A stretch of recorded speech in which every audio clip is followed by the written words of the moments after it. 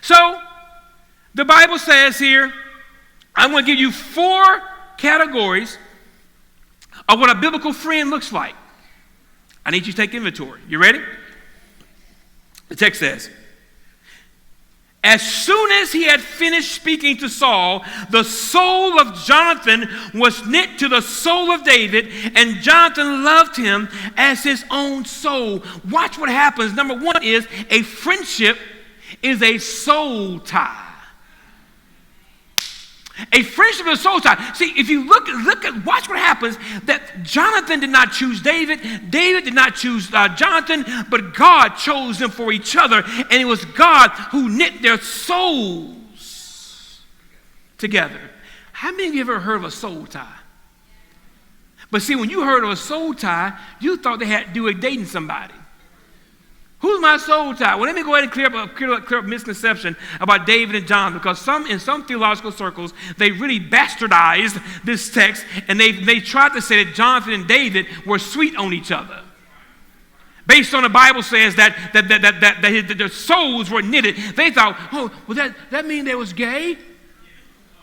The Hebrew language uses nothing sexual when it comes to knitting souls together. As a matter of fact, that's why some people got so twisted right now, because they are connected to someone and don't know why. Because that person is the same sex as them, they think it's sexual.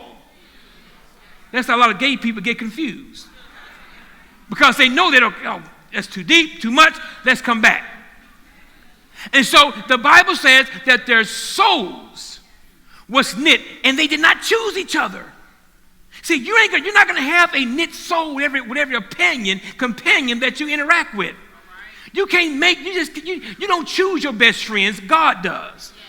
And so God knit these souls together. Now, this happened to me before. Now, I'm going to go ahead and tell you this is weird. I'm going to tell you about it. But I have a friend, Pastor Wayne Chaney of Antioch Church in Long Beach, California, a good friend of mine.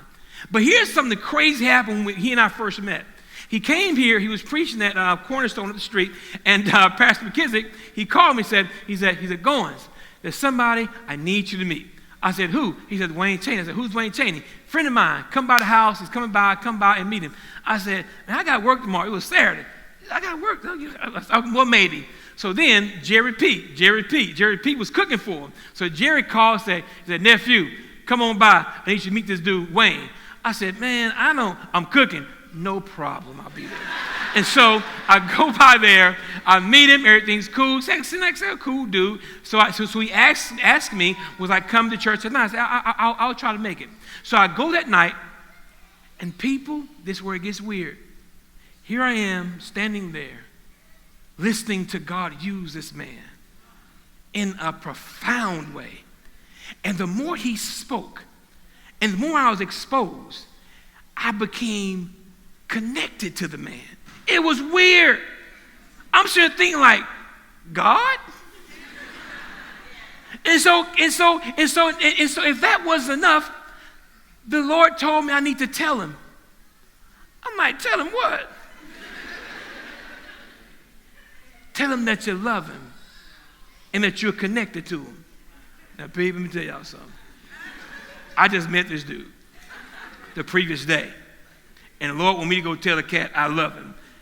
Okay, you don't know my history. So it's like, okay, God. See, because we're in a culture to whereas you cannot compliment another man without prefacing it with, no homo, bro, but you know. And so I said, okay, because I knew I couldn't go home, because if I get in my car and drive home, having not obeyed the Lord, that's going to mess me up. I ain't going to be able to sleep tonight. So after the service was over with, he was out in the foyer. I guess he was signing some stuff. I don't know what he was doing. Had a long line. So I'm standing there waiting my turn. And I'm like, no, yeah, you go ahead. You go ahead and hold up in front of me. And so I'm standing there. And I walk up. I said, man, the Lord used you tonight, bro. That was good stuff. Yeah, man. I love you, man.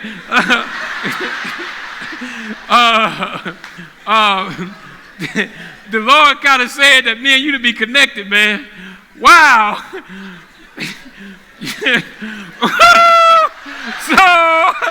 Oh, dude. So, way out of my comfort zone. But the dude looked at me and said, well, man, we need to talk. Okay, I'm cool.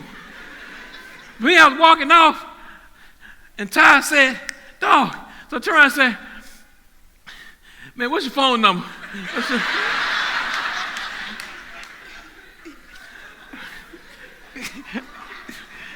So, but what happened was, what I did not know is that God knit our souls together that night.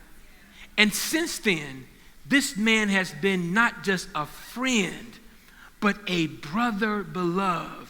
I'm saying he's been that pastoral peer for me that I needed for the next level that God was taking me into, because he had already seen and done some things that God was getting me ready for, and I need a friend.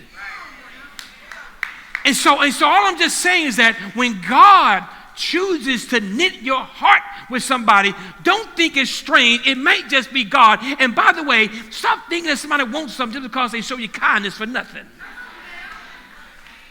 Everybody isn't up to something when they approach you with a connection. Sometimes God is up to something. Does that make sense what I'm saying? So point number one, a friendship is a soul tie. But don't mistake soul ties for physical connection, for physical attraction. You with what I'm saying?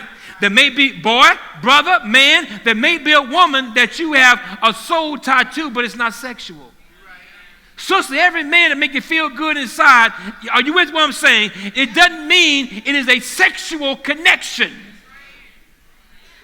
That was free.